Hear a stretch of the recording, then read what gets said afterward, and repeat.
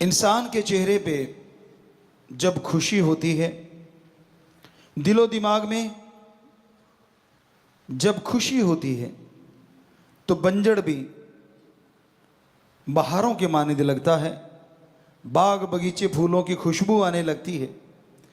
और जब आदमी गम में, दुख में, चिंता में डूब जाता है, तो बहारें भी पतझड़ बन जाती हैं।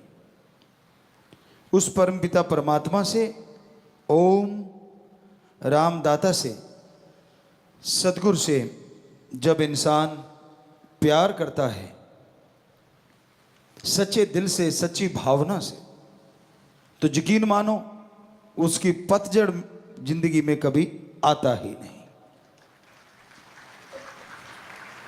एक पौधा होता है, बहुत से बच्चे जानते होंगे, बुजुर्ग जानते होंगे, सदाबहार।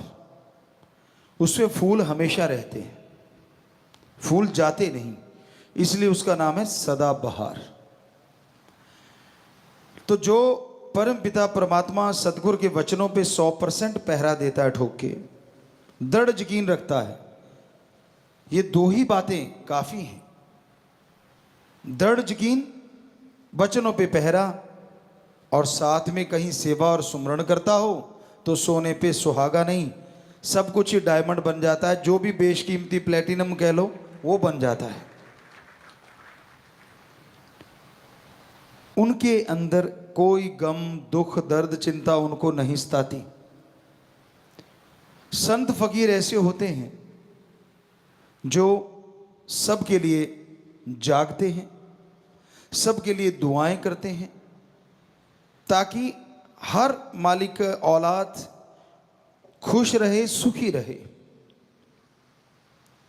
और जो संत पीर फकीर से जुड़ जाता है,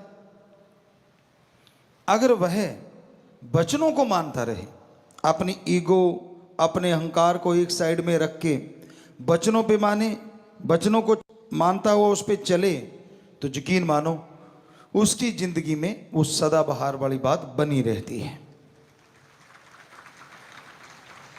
सुख दुख की तमीज नहीं रहती उन लोगों को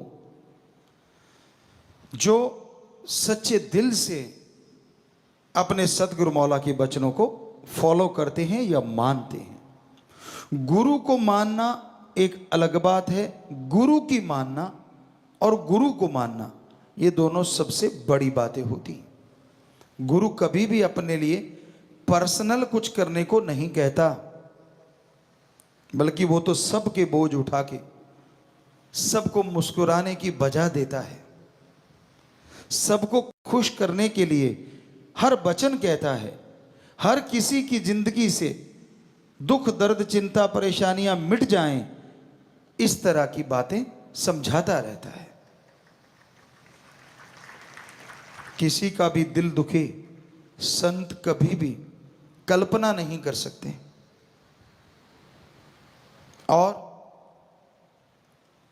बात चली थी प्रसन्नता, खुशी की। आज बड़े बड़े महानगरों में क्लब खुले हैं, यहाँ पे 5-7 लोग सामने खड़े हो जाते हैं तो हा ही हू शुरू हो जाता है। वो सामने खड़े होके ऐसी एक्टिंग करते हैं थोड़ा अजीब अजीब, तो सामने वाले हंसते हैं और बदले में पैसे लिए जाते हैं। क्लब खुले हुए हैं, उसमें रजिस्ट्रेशन होता है। पर जो राम नाम से जुड़े होते हैं उन्हें चिंता नहीं करनी चाहिए। हालांकि जब हम अंदरूनी निगाह से देखते हैं, बहुत चिंता में रहते हैं लोग। पहले हमने एक भजन बोला था,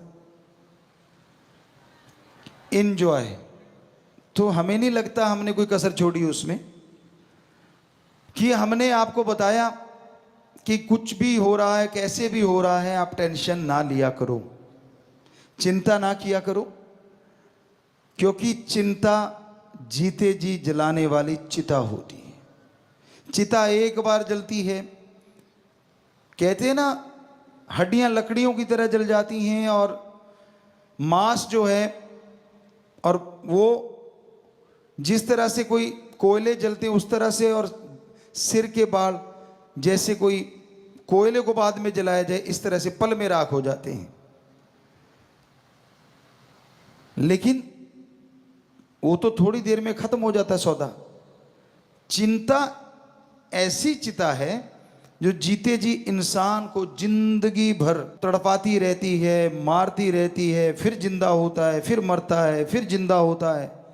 पता नहीं जीवन में कितनी बार मरता है, कितनी बार जिंदा होता है। जो भक्त होते हैं ना, उनके अंदर ईगो नहीं होती। आप ऐसा करना मत, पर हमने चेक किया है। गांव में अगर बैठे और कहने लगे जी वहां नाम चर्चा हुई, वो कुछ लोग और थे, बहुत पहले की बात है, मे बी 80 की बात हो, 80 की, 1980 की।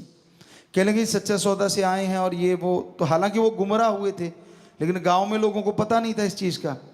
तो एक ऐसे पालथी मार के यूं भक्ति पे बैठा ऐसे, अब नाम चर्चा चल रही है और वो यूं बैठा, तो सारे उससे दूर दूर बैठे। हमने कहा भाई क्या हो रहा है? कहती ये तो भक्ति कर रहा। हमारे साथ सज्जन बैठे थे जो हमारे साथ काम किया करते खेतों में, कहने लगे क्या है?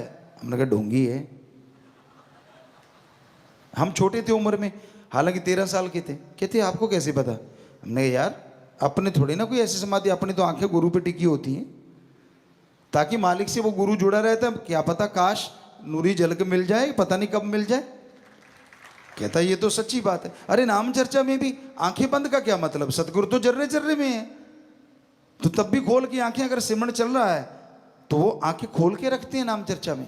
क्या पता किस रूप में कहां से नजारा मिल जाए, क्योंकि वो जहां राम नाम की चर्चा होती है वहां वो पहरा भी देता और घूमता रहता है। अब आंखें बंद कर ली तो ये तो ढोंग है।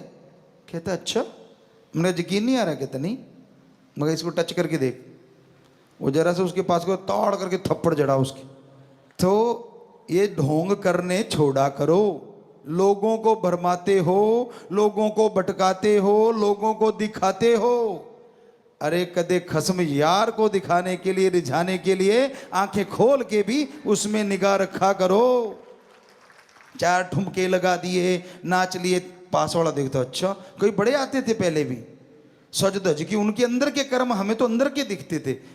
अच्छा गुल कुछ और खिलाता है और यहाँ आके डांस दिखाता है। एडा भोला खसम नहीं जेड़ा मगर चलित्र ना जाने, ਇਹਦੇ घर विच ही हो बस सकती जेड़ी सब चतराइयां भुल जावे। आपको पहले भी बहुत बार सुनाया ये बातें कि वो राम इतना भोला नहीं है कि आप करो गलत कर्म, करो बुरे कर्म और आके ये वो। किसको रिझा रहा है भाई? किसको मूर्ख बना रहा है? अपने आप को। क्योंकि वो राम पल पल की खबर रखता है। वो गेट की कुंडी लगाई, वो बस काफी है। तो वो सब जानता है। ये ढोंग ढकोसले नहीं करने कभी भी। समाधि में आदमी जब बैठता है एकांत होना चाहिए, अंधकार कमरे में होना चाहिए। सबसे नंबर 1 होता है वो तरीका। और कोई देखे ना। कोशिश करो जब समाधि में जाने की, अगर आपकी इच्छा है, क्योंकि अंधेरा होगा तो आंखें भी अट्रैक्ट नहीं होंगी। लाइट से आंखों में, आंखें बंद करके देख लो आप दिन में, तो आंखों में एक लाइट रहेगी। अंधकार में वो बिल्कुल बंद हो जाती, तो आंखें भी आपको किसी और तरफ नहीं लेके जाती। अंधकार कमरे में बंद है, थोड़ा अंधेरा, ज्यादा अंधकार से डरते हो, डिम लाइट कोई भी नीचे आजकल तो 100 चीजें चलती हैं, फुट लाइट बोलते हैं, वो चलती रहे। आप आराम से बैठ जाओ और ध्यान जहां जमा के, वो होती है समाधि। और ये होता है पाखंड, जो लोगों के बीच में बैठ के यूं दिखाना मैं भक्त हूं, ताकि वो देखता है, उसको पता होता है मुझे लोग चेक कर रहे हैं। ना रे भाई ना, सच्चे सौदे में ये नहीं सिखाया जाता। तो ये अहंकार की जड़ होती है। ये मान बढ़ावे के भूखे होते हैं। बेपरवाह मस्ताना जी महाराज की बात ख्याल में आ गई। श्रावण शाह साईं जी जब गुफा से तेरावास से निकलते थे तो वो साईं जी अपने पांव में घुंघरू बांध लेते बड़े बड़े, और जैसे श्रावण शाह जी बाहर निकले तो वो डांस करना शुरू कर देते। मेरा मक्खन मलाई, मेरा दाता रहबर, मेरा सतगुरु मौला, जितने भी उनके शब्द थे वो अपने आप में अलग ही थे। अब वहां गड़बड़ हो जाती, क्योंकि अलग अलग परंपरा होती है। ब्यास जी में ये परंपरा है कि वहां साध संगत जाती है तो समाधि रूप में बैठती है, लेकिन वहां अब मान लो सारे आदमी ऐसे बैठे हैं और वहां मस्ताना जी महाराज नाच रहे हैं, वहां तो कोई नाचता नहीं था। तो जैसे ही श्रावण शाह जी आते कहते वाह भाई वाह, वाह भाई वाह, वाह भाई वाह।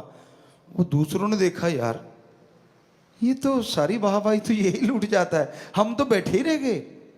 वो दो चार ने और घुंघरू बांध लिए, आए और जैसे श्रावण शाह जी महाराज बाहर आए तो नाचने लगे। और मस्ताना जी का तो रूटीन था, वो आगे आके नाचने लगे। वो तो जहां रोज रहते थे वहीं से नाच रहे थे। वही जो आपको बोला था, आंखें होनी चाहिए यार पे चाहे पीछे बैठे। तो वो नाच रहे हैं अपनी मस्ती में आगे, और अब वो बोले जा रहे हैं जो भी बोले जा रहे हैं, धन मेरा निरंकार, धन मेरे श्रावण शाह, धन मेरे दाता रहबर, धन मेरा सतगुरु मौला। अब वो जो दूसरे थे वो भी नाचने लगे। उन्होंने सोचा हम आगे हो जाते हैं, तो वो ज्यादा ही आगे होने लगे। तो श्रावण शाह जी दाता रहबर ने बोला, मस्ताना तो एक ही है, बाकी तो डुप्लीकेट होता है। बुरा ना मनाना भाई, किसी ने वो सुन ना रहा हो उनका कोई परिवारजन। तो कई बार ऐसा होता है, तो ये ड्रामे नहीं, वो मस्ती जब आती है ना वो अंदर से आती है। कईयों ने हमारी सत्संग में ये बात सुन ली पहले, वो बिना साज के बिना वजह ही नाचते रहे, कहते भी हमें भी देखो। मैंने कहा यार तू जाने दे, क्योंकि उन्होंने लगा कि भाई हम भी थोड़ा सा वैसे नकल करें। ये नकल या अकल का काम नहीं है।